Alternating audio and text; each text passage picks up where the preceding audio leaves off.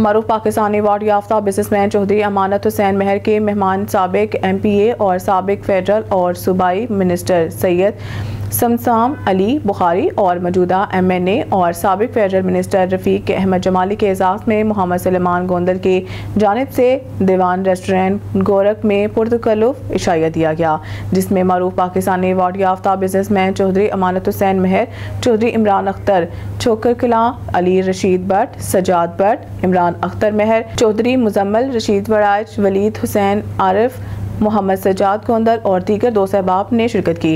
इस मौके पर सैयद समसाम अली बुखारी ने पाकिस्तानियत और मौजूदा पाकिस्तान के हालात पर कम्युनिटी मेंबरान से मुख्तसर खिताब किया। सबसे पहले उन्होंने अपनी तरफ से और MNA रफ़ीक अहमद जमाली की तरफ से चौधरी अमानत हुसैन महर और अपने मेज़बानों का शुक्रिया अदा किया।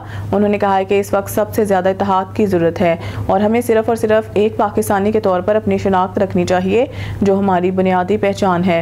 बाकी सब ज़ात, बरादरी, मजहब, मसलक, रंग, नस्ल, सानवी हैसियत रखती है। हमारे गैर मुस्लिम भी इतने ही पाकिस्तानी हैं जितने हम मुसलमान पाकिस्तानी हैं। उन्होंने पाकिस्तानी अफवाज की कामयाबी पर उम्मत मुसलमान और पाकिस्तानी कौम को मुबारकबाद दी और कहा कि अल्लाह पाक ने हमें ये कामयाबी का दिन दिखाया। आज हम अपनी तीनों अफवाज को और ख़ास तौर पर फ़िज़ाइया को सलाम पेश करते हैं। इस वक्त भारत पर जिस शख्स की हुकूमत है, इसकी गुट्टी में खून शामिल है और वो इंसानियत का कातिल है। उन्होंने कहा है कि हमारा दुश्मन बहुत मकरूह, कबीर और अखलाकियात से आ रही है, इससे तैयार रहें। हम अपनी फतह का जश्न ज़रूर मनाएं, लेकिन अपनी तैयारी रखें। ये रात के अंधेरे में कमर पर वार करने वाले लोग हैं। उन्होंने कहा है कि इस वक्त हर तरह की तफरीक से बालातर होकर मथे धोने का वक्त है और हमारा एक ही नारा होना चाहिए, पाकिस्तान जिंदाबाद। उन्होंने कहा है कि इस वक्त की तकसीम पाकिस्तान की तकसीम होगी। इससे कबल जब साबिक MPA और साबिक फेडरल सूबाई मिनिस्टर सैयद